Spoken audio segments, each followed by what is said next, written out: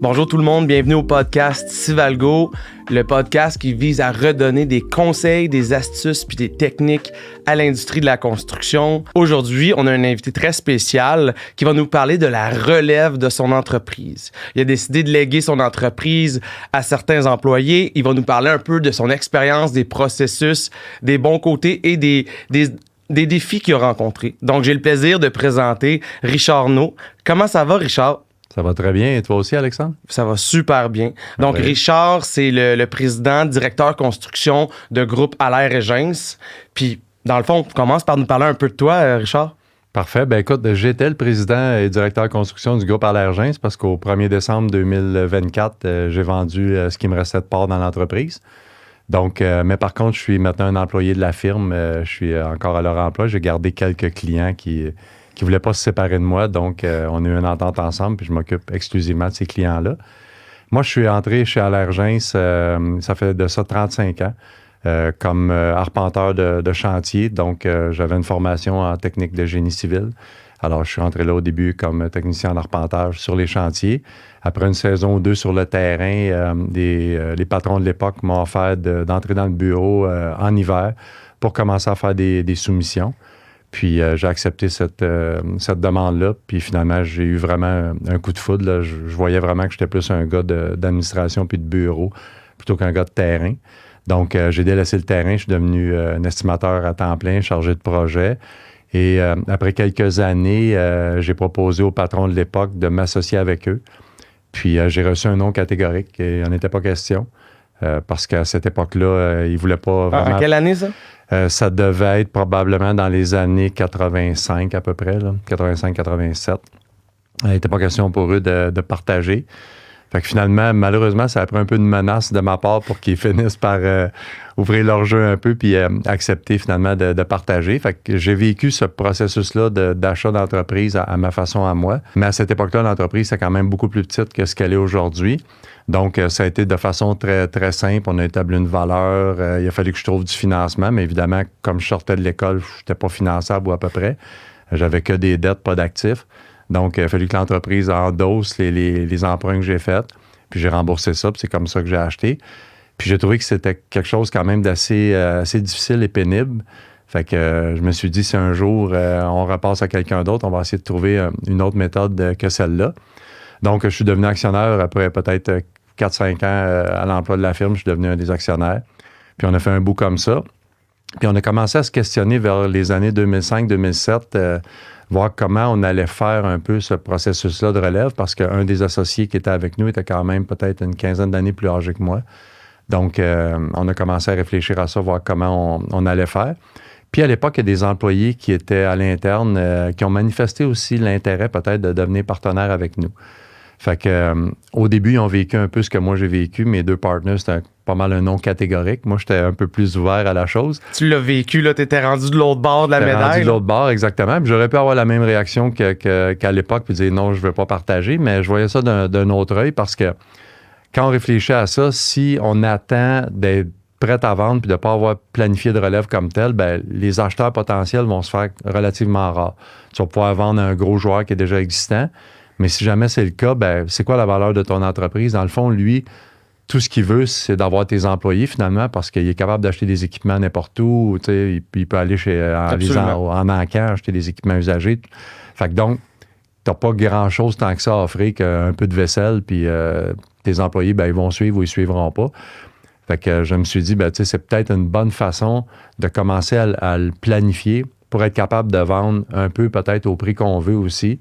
Qui ne sera pas une valeur de liquidation nécessairement.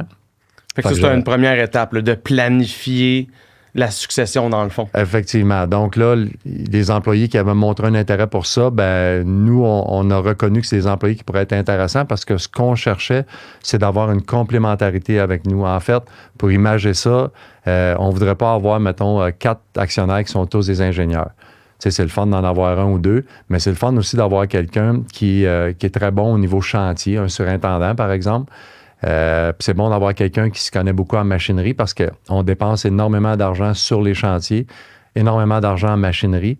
Fait que dans le fond, si tu as des partenaires qui sont des spécialistes là-dedans, bien, ils vont déjà s'occuper d'une partie du poste budgétaire qui est un poste très important. Donc, tu peux dormir sur tes deux oreilles. Tu as un partenaire qui est spécialisé là-dedans. Donc, au niveau chantier, au niveau machinerie, ça va bien fonctionner. Donc, c'est un peu ça, les employés qu'on a sélectionnés à l'interne. Puis c'est ceux qui avaient montré de l'intérêt, en fait, étaient bons dans ces domaines-là. Donc, on trouvait que c'était des candidats qui avaient un potentiel intéressant.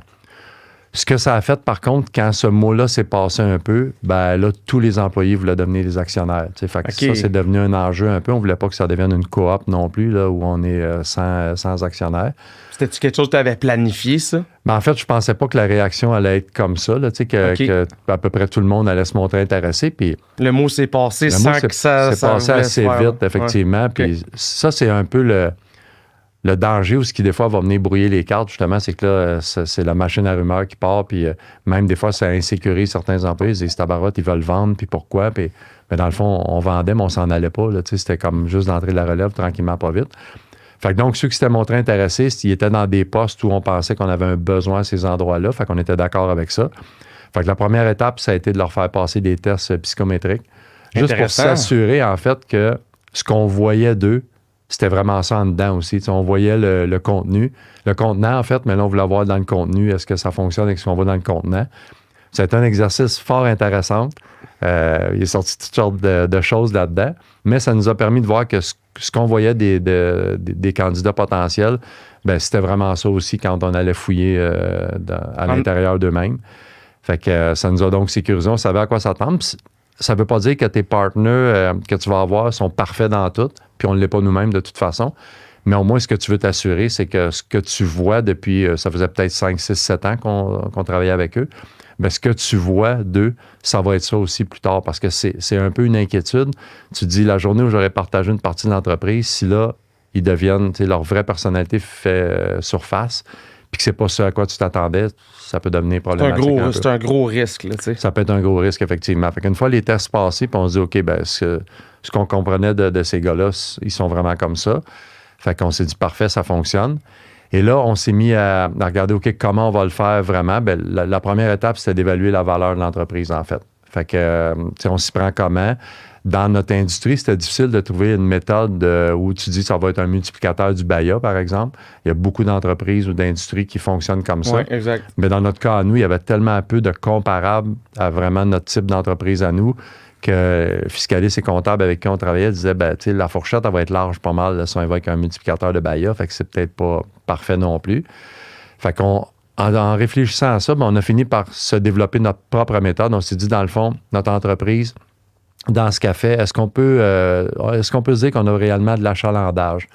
Puis à l'époque, la réponse était non, parce que on fonctionnait avec un chiffre d'affaires peut-être à 95% sur des appels d'offres publics, puis tu avais peut-être un 5% qui était des clients privés, un peu de contrats de déneigement sur lequel c'est des contrats plus long terme un peu, mais dans l'ensemble, on se disait que vraiment d'être capable de chiffrer un achalandage, c'était pas vraiment... ça s'appliquait pas vraiment à notre entreprise, finalement. Puis ça a été une bonne chose parce que c'est à peu près l'affaire qui est la plus difficile à évaluer. L'achalandage, ça peut valoir X pour toi puis Y pour moi, dépendamment. C'est combien tu es prêt à payer rendu là. T'sais. C'est exactement ça. Ouais. Fait que ça devient un peu plus aléatoire puis ça peut être source de conflit. Donc, quand on s'est dit, on ne veut pas vraiment d'achalandage, ça a déjà réglé une certaine chose. On connaissait la valeur de notre flotte, notre équité qu'on avait sur la flotte. Mais ce qu'on s'est dit concernant cette flotte-là, c'est faut pas que ça soit une valeur de liquidation comme si tu envoyais ça à l'encan demain matin et tu es pressé de vendre. Donc, il fallait être capable d'établir une valeur qu'on a appelée la valeur à l'urgence, en fait. Qu'est-ce que pour moi, tel équipement représente? Je sais qu'elle est payée, je sais qu'est-ce qu'elle peut générer comme revenu, je sais qu'elle est bien entretenue, puis tout ça. Fait entre nous, on établissait la valeur à l'urgence des équipements. Fait que ça donnait déjà la base.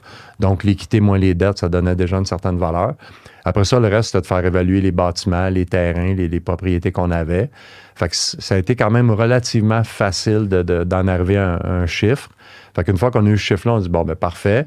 On était prêt à leur vendre un certain pourcentage d'entreprise au jour 1. Fait qu'on a dit, ben le pourcentage de la valeur, donc ça prend telle somme d'argent pour racheter cette part-là. Alors là, on s'est dit, ben il faut parler à des institutions financières. Et l'institution avec qui on était à l'époque, on leur parle de ça, puis ils nous ont dit non, nous, on ne financera pas du rachat d'actions, c'est pas dans nos valeurs d'institution. Mais tu sais, on recule, on était en 2009, 2008, 2009 peut-être, ou quelque chose comme ça. Fait que ça faisait pas l'affaire de notre institution. Fait que là, on s'est dit, OK, on fait quoi? Fait qu'on s'est tourné vers le fonds de la FTQ, des choses comme ça. Mais les rendements exigés étaient de beaucoup supérieurs aux rendements qu'on fait, nous, après impôt. Donc, on s'est dit, ça va devenir un souci financier, en fait. Là, cette créance-là va être trop difficile à supporter. Fait qu'on a approché d'autres institutions pour finalement tomber sur une qui nous dit, oui, nous, vraiment, on a vraiment un secteur dédié au reprenariat. Donc, il n'y a pas de problème, présentez-nous vos affaires. Fait qu'on a dit, OK, parfait. Fait qu'on a été heureusement surpris. Fait qu'on a présenté nos chiffres à cette institution-là, puis on dit, parfait, on embarque avec vous. Donc, ça a été vraiment une des grandes victoires qu'on a eues, de dire, OK, on trouve quelqu'un vraiment qui est prêt à financer la chose. Et ce que ça a fait, en fait, c'est qu'ils ont donné le financement à ces acquéreurs-là. Eux ont formé une compagnie et ils ont financé cette compagnie-là. Mais nous, à l'Ergens, on les cautionnait, dans le fond. Parce que ce qu'il faut savoir, c'est qu'en faisant une relève à l'interne, ben ces gens-là, jour 1, ils n'ont pas d'argent pour te racheter. Ils n'ont pas les actifs non plus pour compenser. Ils n'ont pas d'actifs pour faire ça parce que tu ne veux pas choisir quelqu'un qui est rendu déjà à 60 ans et qui a réussi à avoir des actifs. C'est pas ça que tu veux. Tu veux une relève qui va perdurer et qui va réussir à t'amener toi-même à la retraite. Donc, tu choisis des gens plutôt jeunes, fait à peu près pas d'actifs ou sinon pas suffisamment, en fait, pour être capable de supporter une dette comme ça. Fait que ce qu'on faisait, c'est que nous, on cautionnait la dette. Puis comme on reste encore dans l'entreprise, ben, on est capable de surveiller justement la rentabilité de l'entreprise puis s'assurer qu'elle est bien gouvernée encore pour faire en sorte qu'on va générer des profits. Puis ces profits-là, ben, en fait, on se versait des dividendes. Et nous, comme c'est pas nous qui avions contracté l'emprunt, mais ces dividendes-là, on les encaissait. Puis les releveurs, eux, ben, avec les dividendes, ils remboursaient la banque. Absolument. Donc, on a fait notre plan de match comme ça. Puis on l'a fait en se disant, ben, tu sais, il faut respecter tous nos ratios financiers, fait qu'on ne se mettra pas trop de pression, puis on va se donner du temps. Fait que dans le fond, le mot peut-être le plus important à retenir aujourd'hui, c'est il faut se donner du temps. Si on décidait aujourd'hui, toi et moi, on est en entreprise, puis on dit, OK, on vend, puis on veut que ça soit réglé la semaine prochaine, puis payé dans 2 semaines. Oublie ça. Ça ne marchera pas. Oublie ça, à moins que ton entreprise vaille 50 000 là. Mais tu sais, quand tu es en termes de millions, puis tout ça, si tu ne te donnes pas de temps, c'est peut-être voué à l'échec. Tu vas mettre tellement de pression financière sur l'entreprise. Puis on sait, dans le monde de la construction, c'est extrêmement cyclique. Hein? Quand il y a des subventions, la business va bien. Puis quand, comme là, les gouvernements arrêtent toutes les subventions, bien, la business descend un peu. Fait que tu es prêt avec ces cycles-là qui sont plutôt difficiles à prévoir. Donc, tu ne veux pas mettre une trop grande pression financière. Fait qu'en se donnant un gap de temps, ça nous aide justement à être capable de rencontrer ces obligations-là puis de ne pas mettre l'entreprise en péril. Fait que c'est ce qui s'est passé. Et au jour 1, on s'est signé une convention entre nous où on a prévu qu'à tous les 3 ans, 5 ans, il y avait un rachat de parts d'actions qui se faisait. Donc, au moment où on a signé cette transaction-là, je pense que ça s'est signé de façon définitive, si ma mémoire est bonne, comme en 2015 à peu près. Moi, je savais exactement qu'au 1er décembre 2024, je vendais ma dernière tranche d'actions. Puis l'actionnaire qui était avec moi, lui, c'était en 2021. Fait que ce plan de marché a été établi dès le départ. Puis ça, c'est une chose extrêmement importante parce que si j'avais su comment tout ça s'est passé, là, j'aurais probablement profité à mon avant-dernier achat de dire « Achetez-moi pas, les boys. La business est bonne, ça va super bien. Je vais garder mes parts. J'ai pas besoin d'argent, je vais garder mes parts, donc je vais faire fructifier mon argent un peu plus. » Puis ça aurait été malsain de faire ça. Ça n'aurait pas été de la bonne foi de ma part, mais ça pourrait être tentant quand même. Puis à l'inverse, ça pourrait être tentant si tu vois que l'année prochaine ne sera pas bonne, bien, je vends aujourd'hui. Fait qu'en fixant les échéances d'avance, ben, tu n'as pas le choix. C'est ces échéances-là que tu dois rencontrer. Puis tu t'organises faire ce qu'il faut. Puis si, par un malheureux hasard, ben, l'année que tu es censé vendre, il y a un crash incroyable, ben, tu vas le vivre. Puis ça ne sera pas de ta faute, mais ça sera comme ça. Donc, c'est une bonne idée de faire le plan à plus long terme, de s'engager par convention puis de ne pas pouvoir revenir en arrière d'un côté comme de l'autre. Fait que c'est pas des possibilités d'achat dans le futur, c'est des achats fixés dans le temps. Exactement. Je comprends bien. Puis ce qu'on a fait, en fait, pour garder quand même le contrôle de tout ça, parce que, entre guillemets, on va dire qu'on leur a donné l'entreprise. Hein, oui, ils l'ont payé, mais on leur a donné. Jusqu'à temps qu'ils remboursent. Jusqu'à temps qu'ils remboursent, exactement. Donc, ils n'ont pas eu à faire de mise de fonds, de mettre leur actif de côté ou quoi que ce soit. Fait que donc, ce qu'on s'est dit, c'est on veut pas que la journée où moi, je deviens minoritaire, qu'eux détiennent toutes les actions de vote, puis qu'ils puissent me kicker out ou me mettre dans le trouble un peu ou commencer à me donner de la misère. Fait que dans le processus, on s'est assuré jusqu'à la fin de détenir 1% de plus d'actions de vote. Donc, ça faisait en sorte qu'il n'y avait pas de danger pour nous, en fait, qu'on n'ait plus de décision à prendre puis qu'ils décident d'aller à droite quand d'habitude on allait à gauche. Fait que t'es minoritaire, mais tu as encore la majorité La des majorité votes. des actions de vote, exactement. Plus un, mettons. Ouais. Plus un, exactement. Donc ça, c'est un critère qui est important pour nous, puis qui a été dur au départ à accepter par la relève. Dire, ouais, mais la journée où on possède 55-60% des parts, tu vas encore décider pour nous. Ben, je ne vais pas décider pour vous, on va le décider ensemble. Exact. Mais ultimement, si vous voulez aller à un endroit où moi je ne veux pas aller, ben là, on pourra peut-être réouvrir la convention. Faites-moi une offre, achetez-moi, je quitterai, puis je vous laisserai aller à gauche. Toujours possible, tu sais. Ça sera toujours possible, mais c'est moi qui vais le décider. Sinon, vous connaissez l'entreprise, vous savez que généralement, on va à droite. Ben, si vous êtes d'accord avec ça, on va continuer à aller à droite, puis ça va bien fonctionner. Fait que ça a été un élément important pour nous. Fait que ça nous a sécurisé de s'assurer que la relève ne prenne pas le contrôle de l'entreprise, puis que finalement, il aille à droite ou à gauche. Oui, parce que vous aviez une histoire, puis vous aviez eu du succès dans le passé, fait que nécessairement, l'expérience devait être transmise. Le flambeau, on le remet à une fraction de seconde, mais l'expérience puis les acquis, ça se fait pas aussi vite. T'sais. Exactement. Puis, basé sur le fait que nous, on reste là aussi, comme partenaire pendant plusieurs années. Donc, on veut quand même garder notre ADN, que ça continue à être un peu ce qu'on a fait. Puis, on est quand même ouvert s'il y a des changements qui s'imposent ou s'ils ont des suggestions à faire, évidemment.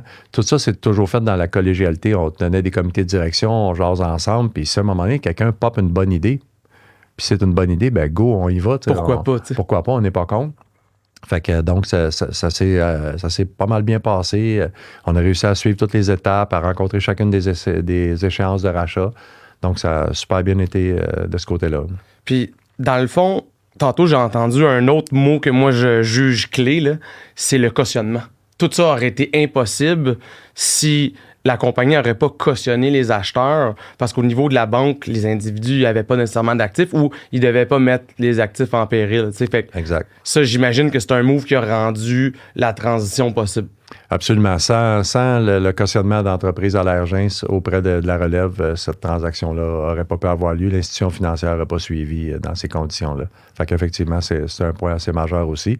Il faut accepter que l'entreprise cautionne, mais en fait, c'est qu'on se cautionne tous nous-mêmes. On est tous dans le bateau. Fait que ça, c'est un super de bon conseil pour les gens qui veulent justement prendre la relève. C'est qu'il faut que ça fasse partie du deal. Que l'entreprise qui cède cautionne le deal. T'sais. Effectivement. Si, à moins que ton acheteur ait le financement ailleurs puis s'organise autrement, puis c'est possible aussi. Il y a d'autres modèles qui sont possibles, mais dans le cas où c'est le modèle qu'on a adopté, ben, je pense qu'il faut effectivement accepter de cautionner tout ça. Là. Puis, tu sais, tantôt, tu as décrit toutes les étapes, tu sais, depuis le début, quand tu as eu l'idée de commencer à faire ça, jusqu'au scénario financier avec les différentes institutions. Il y en a qui disaient oui, il y en a qui disaient non, tu sais. Puis, on sait que 2008-2009, c'était pas rose-rose, l'économie, fait que c'était peut-être une économie difficile. Mais y a-tu quelqu'un qui vous a conseillé à travers tout ce processus-là? En fait, c'est vraiment la firme comptable avec qui on travaillait dans le temps. On leur a expliqué le projet, puis ils nous ont dit, ben, on n'en a jamais fait de cette façon-là, mais on trouve que le modèle est bon, puis on va vous appuyer là-dedans. Fait que oui, on était suivis par eux parce que, tu sais, aussi en même temps, le jour où tu dis, c'est correct, disons, on va faire affaire ensemble, Alexandre, tu vas prendre la relève dans mon entreprise, tu vas devenir partenaire avec moi. Mais là, toi, tu vas me dire, OK, ben, je veux voir tes chiffres, tu sais.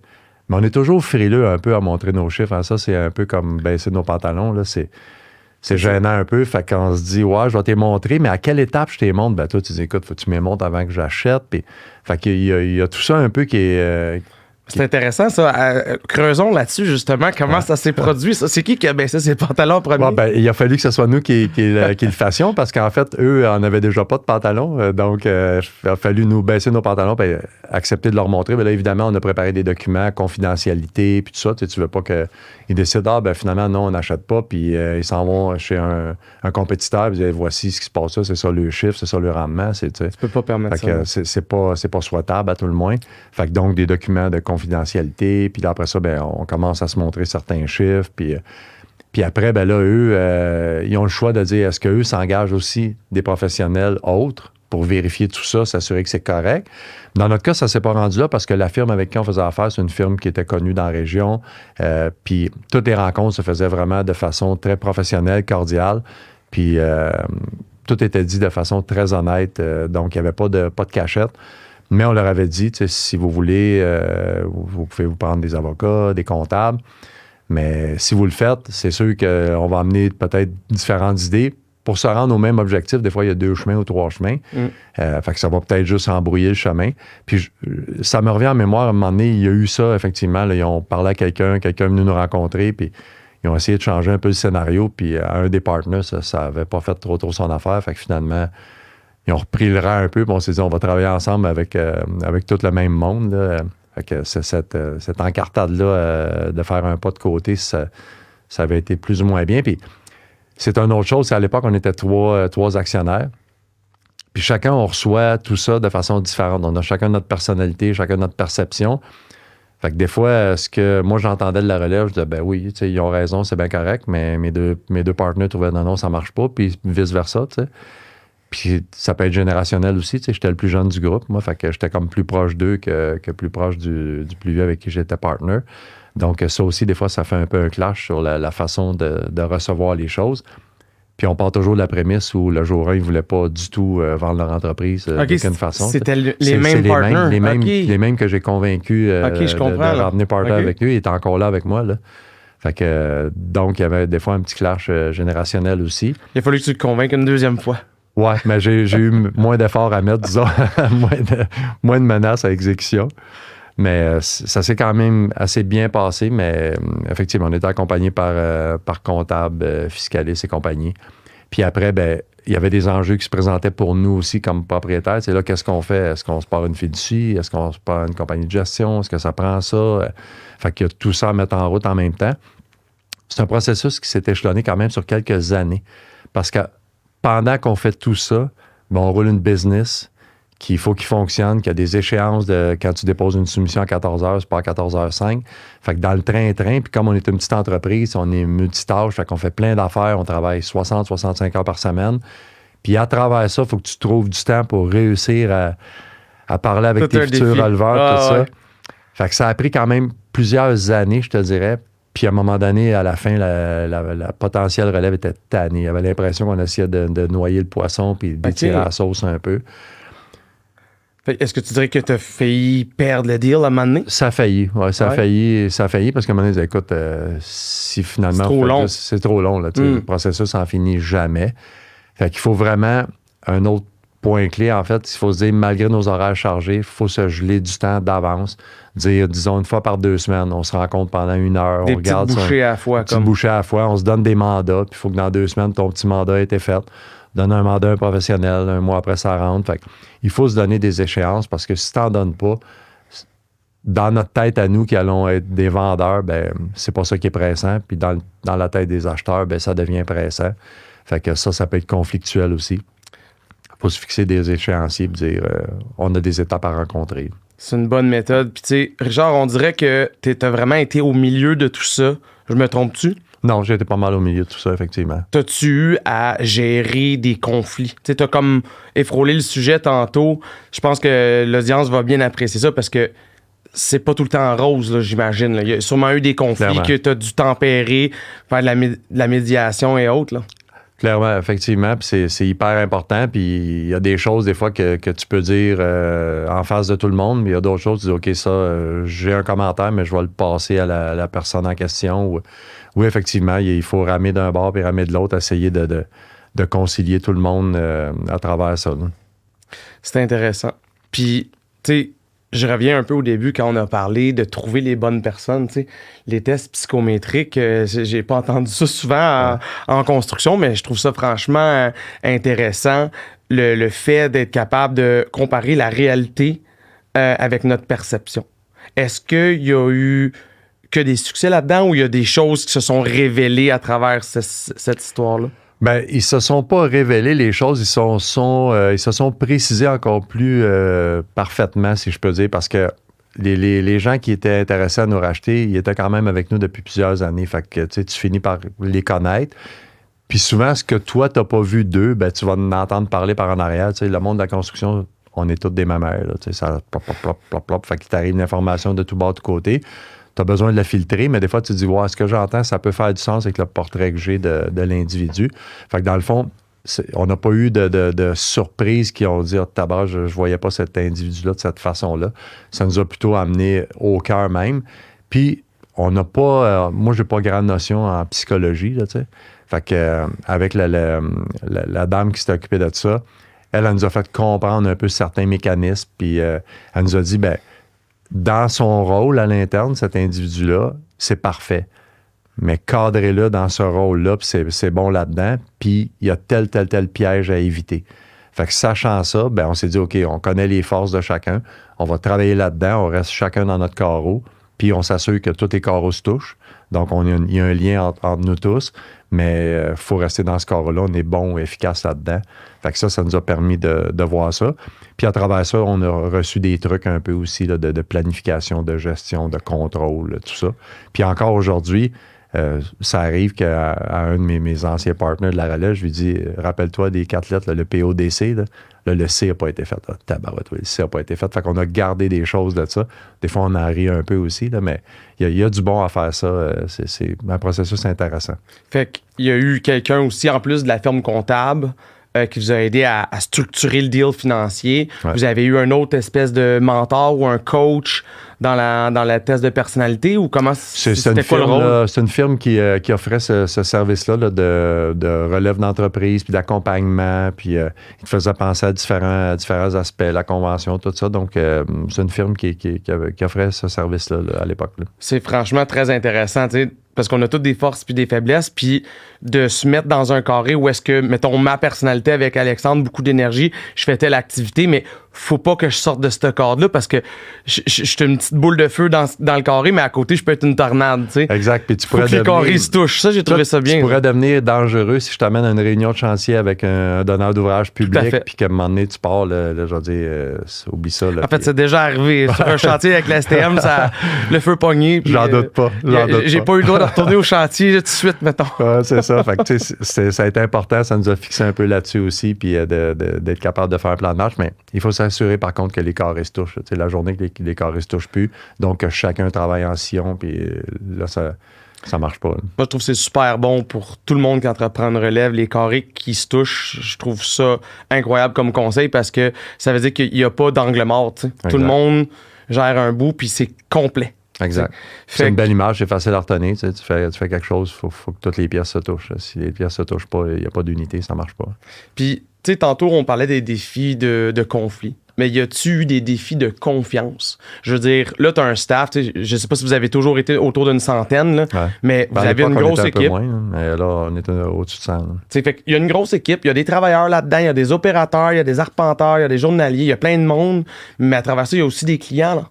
T'sais, la confiance, est-ce que ça a été un enjeu? Puis si oui, comment vous avez géré ça, là, le groupe? Ben, en fait, la confiance de notre clientèle, si tu veux, ben, comme nous, on vend une partie, mais qu'on reste là, en fait, donc les clients sont encore servis par les mêmes gens. Puis ce qu'on a fait, c'est s'assurer d'avoir une transition. Donc, jour 1, que ça devienne nos partenaires, ben, chaque fois qu'il y a un événement quelconque, on y va en groupe, puis là, on se présente, voici, c'est ma relève, tout ça. Puis ce qui est le fun, c'est que cette présentation-là, si je peux l'appeler comme ça, c'est fait sur plusieurs années. Donc, les c'est pas clients, brusque, là. C'est pas brusque, c'est pas, regarde, voici, je te présente Alexandre, demain matin, moi, je suis plus là, tu fais affaire avec Alexandre, ça peut être inquiétant un peu, mais ça s'est pas passé comme ça, on a pu les intégrer tranquillement, pas vite. Donc, ça, à ce niveau-là, ça s'est bien passé. Le clash qu'on a eu un peu, c'est avec les autres employés, tous ceux qui auraient voulu faire partie d'une coop, peut-être, là, de devenir tout partner. Ça, il y a eu un peu de chialage autour de ça, puis t'entendais des ci, puis des ça, tu sais. Il a fallu gérer un peu un bruit de fond où là, des fois, il y a une jalousie qui s'installe. Puis là, on sait bien, tu sais, hier, c'est un employé comme eux, puis demain, ça devient un patron. Fait que là, ce qu'il faut s'assurer, c'est que le nouveau patron, là, le nouvel actionnaire, ben, il faut qu'il laisse son ego à la maison. Tu sais, tu peux pas arriver puis dire, à partir d'aujourd'hui, là, je suis propriétaire de l'entreprise, puis ça va changer ma vision, puis je vais faire autrement. Faut que ça arrive pas. Puis si jamais ça arrive, ben, c'est donc avant qu'il soit actionnaire, et il ne faisait pas tout à fait ce qu'il aurait dû faire parce que ça ne devrait pas changer ta façon de faire parce que du jour au lendemain, tu deviens un actionnaire. Là. Donc ça, c'est important. Mais attends, je veux juste toucher un autre point là-dessus, parce que, tu sais, on les connaît, nos gars de la construction, ils n'ont pas leur langue dans leur poche, puis c'est très direct, puis tout ça. Mais c'est quoi les moyens que vous avez utilisés pour, justement, surpasser ça? Parce qu'un employé comme l'autre à côté, il y en a un qui devient patron, il laisse son ego à la maison, mais y a-tu eu comme des meetings, des espèces de réunions de groupe? Comment ça s'est fait concrètement, ça? Oui, on a fait une réunion de groupe pour expliquer ça, expliquer c'était quoi la relève, comment ça fonctionne. Puis oui, il faut vraiment, c'est important d'ailleurs, c'est un bon point que tu touches, Alexandre, il faut diffuser l'information avant qu'elle parte tout croche, là. Donc, à partir du moment où tu es certain que c'est ça que tu vas faire, ben oui, tu fais un meeting d'équipe, puis tu expliques tout ça, puis c'est bon parce que quand tu fais ça, regarde le visage de tout le monde, tu vas voir qui sont contents puis qui ne le sont pas, ou qui font semblant d'être contents mais qui ne le sont pas vraiment. Puis ça va te permettre de gérer peut-être une petite crise à venir ou une petite mutinerie qui pourrait se préparer, parce que oui, il y en a eu... il y a eu du brasse camarade un peu après, ah, c'est bien, puis moi, je le méritais autant que lui, puis tata, là, tu sais. Ça a été difficile pour nous, mais ça a été encore plus difficile pour les gars de la relève, justement, parce qu'eux, dans le quotidien, ils ont eu affaire à ça. Fait qu'il y a eu une couple de prises de bec qui ont eu lieu, puis il y a quelques employés qui ont quitté l'entreprise. Mais nous, on était certains que dans le choix qu'on faisait, c'était vraiment les meilleurs candidats qu'on avait avec nous à l'époque. Notre choix était clair, puis on savait pourquoi. Puis on était capable de justifier à quelqu'un qui venait nous voir, parce que c'est arrivé, il y en a qui venaient voir, ouais, mais là, pourquoi ci ou ça? Ben, tu sais, j'étais capable de donner des explications. Puis ultimement, ça finissait en disant, ben, peut-être que ça aurait pu être toi aussi, peut-être. Mais à un moment donné, il faut faire un choix. Cette personne-là est avec nous depuis tant de temps. Puis c'est le choix qu'on a fait. Puis on veut surtout pas que ça devienne une coopérative non plus. Donc, voici pourquoi. Tu sais, puis des employés problématiques, malheureusement, on en a tout eu dans nos business, tu sais, puis est-ce que tu es vraiment surpris de ceux qui ont quitté, tu sais? Non. Ben, c'est ça. Non, vraiment pas. Puis c'est les mêmes qui, à tout bout de champ, au party de Noël, te menacent que si tu fais pas ça, ils vont s'en aller. Puis que s'ils n'étaient pas avec toi, l'entreprise sera en faillite. Puis, tu sais, à travers les 35 dernières années, j'en ai entendu pas mal de ça. Là. On ne tenait qu'à un seul employé, des fois, selon eux. Là, mais... Mettons qu'il n'aurait pas été d'accord avec son test psychométrique, là, tu sais. Ouais, effectivement. Mais, fait que, tu sais, moi, ce que j'ai entendu beaucoup, c'est donne-toi du temps, mais sois proactif. Ouais.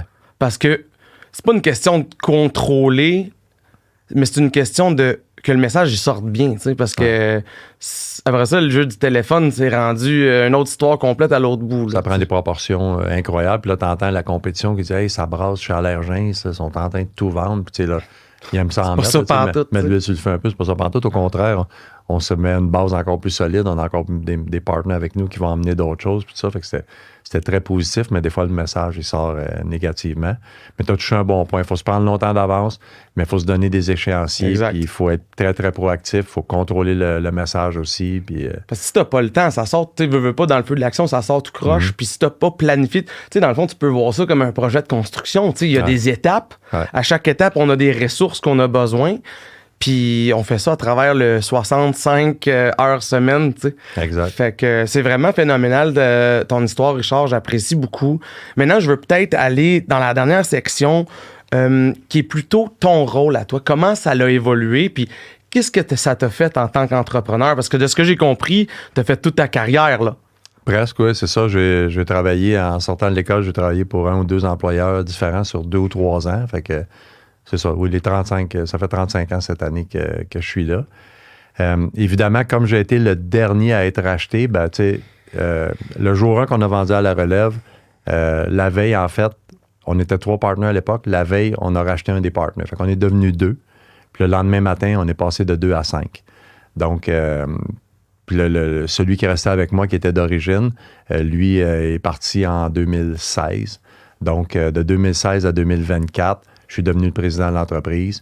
Puis là, ça m'a permis justement de plus rouler ça à ma façon à moi. Avant, je devais être plus conciliant puis d'accepter un peu de faire un peu au goût de tout le monde. Là. Mais à partir de 2016, ça a été un peu plus ma façon de faire, ma signature. Puis, parce que tu avais plus de votes. C'était dans le deal. Donc. Exactement. Okay, je conservais les actions de vote à ce moment-là. Puis j'atteignais la présidence à ce moment-là. Fait que ce que je voulais faire, c'est de fédérer ces gens-là, de s'assurer qu'on allait bien travailler ensemble, puis d'ouvrir un peu certains horizons, des choses qu'on faisait pas avant. On s'est lancé un peu dans l'immobilier, avoir un peu des antennes à droite, à gauche pour que quand la business est plus rough un peu, ben, tu as des entrées de fonds qui se font différemment. Donc, on a commencé à intégrer ça. Puis, évidemment, je suis devenu à occuper un rôle un peu de mentor à l'intérieur du bureau. Si tu veux, j'ai cessé d'être un chargé de projet parce que je l'ai été assez longtemps, l'estimateur chargé de projet. C'est quelque chose, c'est un modèle sur lequel on tient chez nous, c'est que vraiment chaque personne fait de l'estimation et de la gestion de projet. On n'a pas que des estimateurs puis que des chargés de projet. On trouve que quelqu'un qui fait les deux, c'est une corde de plus à son arc, là. Mais il a fallu à un moment donné que j'arrête de faire ça par manque de temps, évidemment.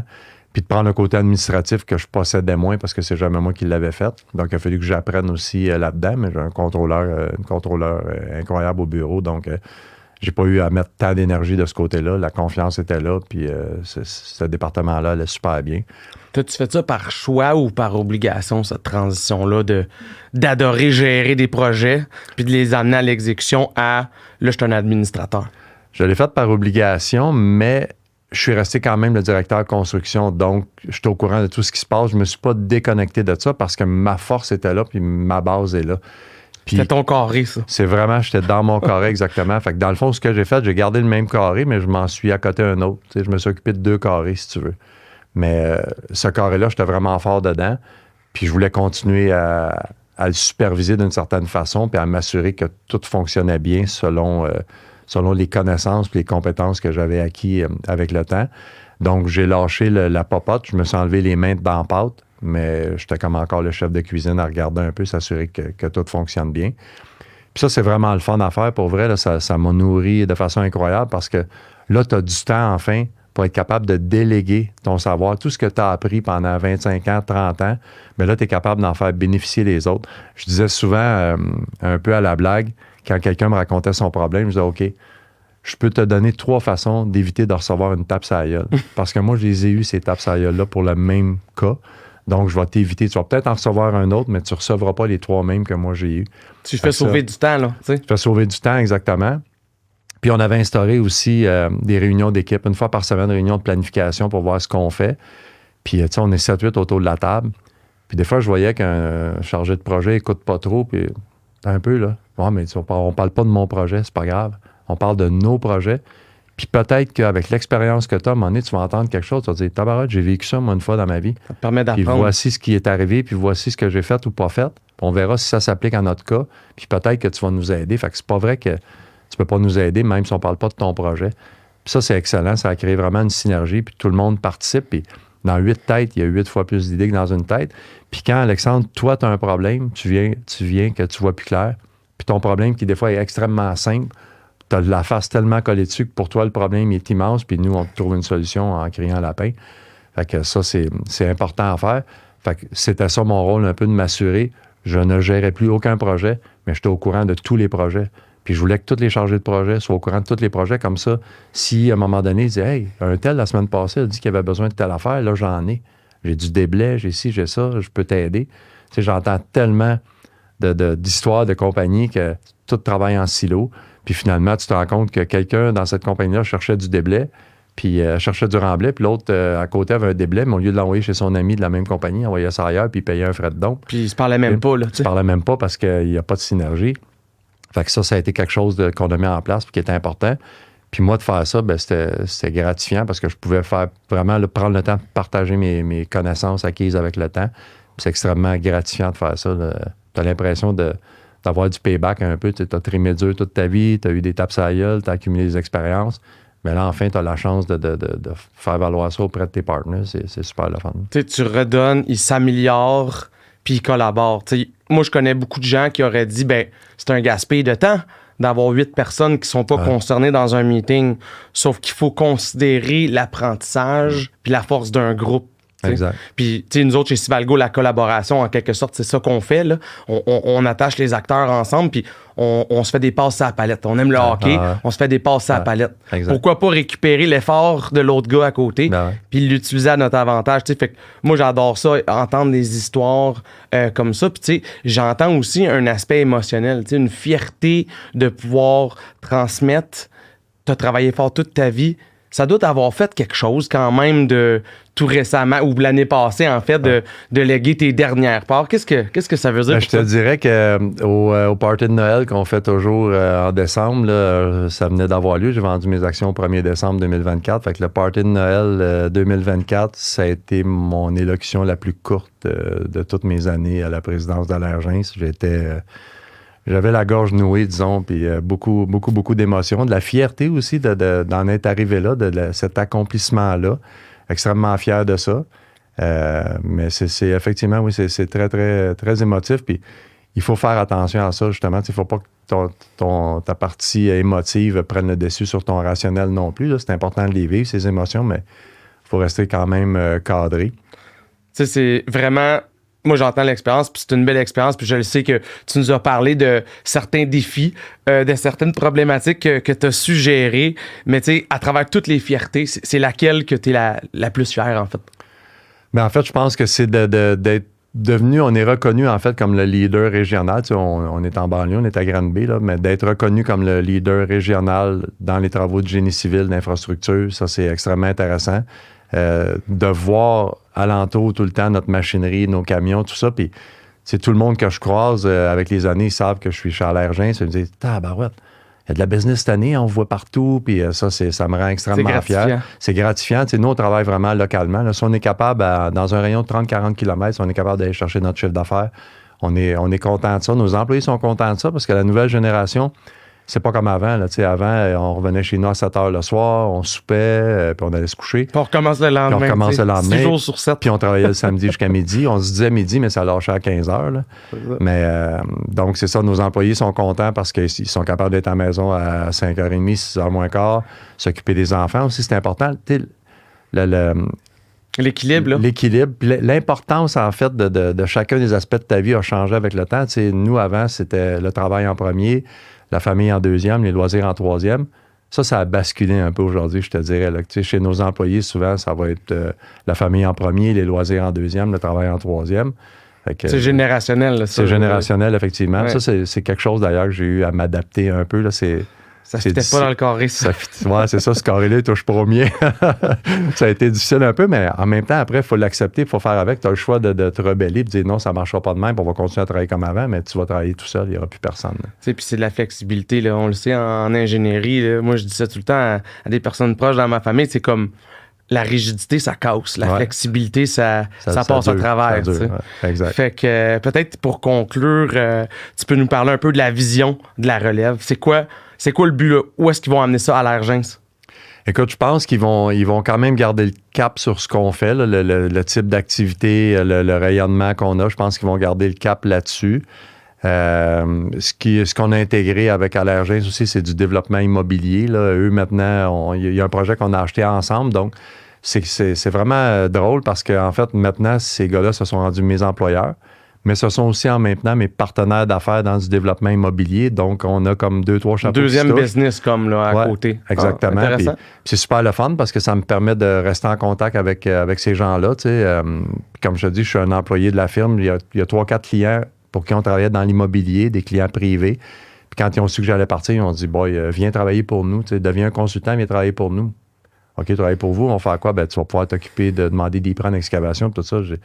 Jamais, je vais faire travailler une entreprise autre que la mienne, ça c'est clair. J'aime mieux pas travailler ou rien faire. Fait que ces clients-là, on parlait avec ma relève, puis se sont entendus. Fait que on dit, ben OK, c'est correct, on continue à travailler avec Allergens, mais on veut que ce soit Richard qui s'occupe de nos projets. Fait que c'est ce que je fais avec 3-4 clients que j'ai gardés. C'est une excellente transition, Alexandre. Si j'avais pas fait ça, là, si au 1er décembre, je vends mes actions, puis le 2 décembre, je m'assois chez moi, là, ben, je ne suis pas ici en train de te parler, je suis peut-être à l'Institut Pinel ou je ne sais pas où ailleurs. Ça aurait été extrêmement difficile. Tu ne peux pas passer d'être préoccupé 65 heures par semaine à penser tout le temps à ta business, puis du jour au lendemain, dire là, moi, ce que je fais aujourd'hui, je vais aller jouer au golf, au pickleball, je vais jardiner, je vais aller faire du vélo. C'est tout le fun, ça, puis il faut que tu le fasses. C'est pas assez dur. mais c'est pas assez dur, mais comment tu fais pour te stimuler intellectuellement, te sentir utile aussi? Tu sais, ça se peut pas que j'aie fait ça pendant 35 ans, puis du jour au lendemain, je suis utile à quoi, moi? Je suis utile à couper le gazon, à aller faire du ski, ça marche pas. Fait que pour moi, cette transition-là a été salvatrice, là. C'est merveilleux, puis je reçois un payback de mes clients, les quelques clients que je m'occupe. Là. Écoute, à toutes les semaines, je me fais dire hey, merci d'être avec nous autres, c'est le fun, t'as amené une plus-value au meeting d'aujourd'hui, t'as sauvé ci, t'as fait ça. C'est vraiment gratifiant. Pour vrai, j'ai jamais reçu autant de bonheur de la part des clients. C'est complètement fou. Puis c'est nourrissant, c'est le fun. Puis je sais pas comment le décrire, mais ça me fait une joie immense. C'est le fun en tabarouette. Puis souvent, j'arrivais chez moi le soir content de ce que j'avais fait dans la journée, mais 2-3 mauvaises nouvelles ou une pression financière ou un contrat qu'on n'a pas eu, une soumission qu'on a déposée. Je les vois rentrer les résultats de soumission aujourd'hui. Ça me fait de la peine aussi de voir qu'on est 2e soumissionnaire ou 3e parfois. Mais ça ne vient pas me chercher aussi loin en dedans. Fait que je me suis libéré un peu de ça. Libéré de la gestion des employés qui était de plus en plus difficile. Libéré des soucis financiers, de la caution, de la banque, de tout ça. Les seules personnes que j'ai à rendre heureuses, c'est mes 3-4 clients pour qui je travaille. Puis ça va super bien. Fait que c'est une merveilleuse transition. Je souhaite à tout le monde de réfléchir au comment après. Parce que, tu sais, des gars avec qui je parle, ils me disent « Oh, moi, j'ai des loisirs. » Ouais, mais au-delà de tes loisirs, tu sais, t'as été tellement impliqué toute ta vie dans ton entreprise, t'es brillant. Il faut que tu serves à quelque chose. Fait que si c'est pas de continuer à être un mentor pour l'entreprise puis être un salarié, moi, je pense qu'il faut que tu te trouves... tu peux être sur un conseil d'administration, tu peux faire du bénévolat, être sur une fondation. Il faut que tu fasses quelque chose qui va vraiment te nourrir, qui va te garder une touch avec l'actualité aussi. Puis tu as besoin de faire ça en transition aussi. Peut-être pas jusqu'à la fin de tes jours, mais je pense que ça prend une période de transition à ce niveau-là pour que l'intellect travaille puis que tu te sentes vraiment utile. À mon avis, c'est important. Richard, j'ai l'impression qu'on aurait pu faire un autre podcast au complet sur tes capacités de leader. Ce que tu nous as dit, c'est vraiment incroyable. Puis je l'admets, là, je suis impressionné. La transition que tu as faite, je connais d'autres entrepreneurs qui ont vendu leur business. Puis ce que tu viens de décrire là, c'est phénoménal. Il faut que ça soit graduel. Tu peux pas passer du jour au lendemain de gérer de quoi d'immense avec beaucoup de stress. On va appeler ça comme que c'est. Là, c'est du stress. Ouais. Puis là, après ça, il n'y a plus de résistance. Les entrepreneurs, c'est drôle à dire, mais on a besoin d'une résistance, on fonctionne là-dedans. Ouais. Fait que, écoute, moi, je suis abasourdi. Merci beaucoup, Richard. Peut-être, est-ce que tu aurais quelques conseils finaux pour les dirigeants d'entreprise qui veulent prendre la relève en conclusion? Je pense qu'on a fait pas mal le tour. Puis, tu sais, il y a des gens qui me connaissent dans l'industrie. J'ai rencontré quelques entrepreneurs dans les 2 dernières années qui ont su qu'on faisait ce processus-là. Les gars m'ont appelé. « Hey, on aimerait ça aller dîner avec toi ou déjeuner avec toi. Vu que tu nous expliques un peu comment. » Puis, je l'ai fait. Puis, je trouve ça vraiment le fun. Puis, c'est juste d'être capable d'expliquer le parcours qu'on a fait. Puis, de dire qu'il y a peut-être d'autres alternatives, me donner certaines pistes.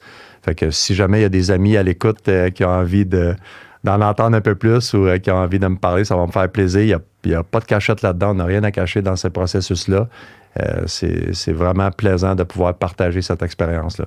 Ben merci beaucoup, Richard. Tu nous as parlé du processus, de comment ça s'est établi dans ta tête. Tu nous as parlé des méthodes pour arriver à un deal. Tu nous as même parlé des transitions pour se faire en délicatesse, pour assurer justement la relève. Tu nous as dit que l'important, c'est d'avoir des étapes, mais de prendre le temps de bien faire ces étapes-là. Tu as donné extrêmement beaucoup de valeur à notre audience aujourd'hui qui est en génie civil au Québec. Donc, le but de notre podcast, c'est de redonner des techniques, des astuces puis des bonnes pratiques à l'industrie. Merci beaucoup, Richard, d'avoir pris le temps de nous rejoindre aujourd'hui. Ça me fait plaisir, Alexandre.